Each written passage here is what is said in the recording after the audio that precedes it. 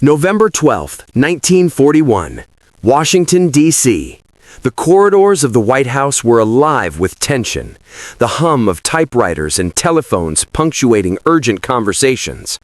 President Franklin D. Roosevelt pored over reports from Europe, tracing German movements on maps spread across the cabinet table. Intelligence suggested that Germany, unburdened by the vast expanses of the Soviet Union, had concentrated its forces entirely on the Western Front. The situation was alarming. The Wehrmacht was not only stronger, but strategically optimized in a way never seen before.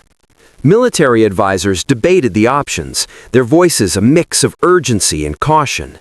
General George C. Marshall leaned over the map, tapping points along the Atlantic coast and Western Europe.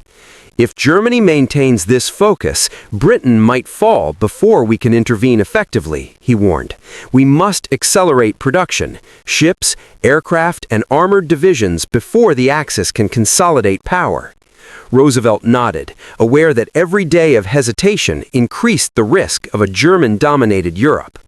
Meanwhile, German intelligence monitored Atlantic communications closely. They understood that the United States, though not yet formally at war, was increasingly mobilizing to counter any potential German threat. Hitler, confident in the Wehrmacht's strength, debated internally whether early engagement with the U.S. could be delayed, leveraged diplomatically, or even avoided entirely.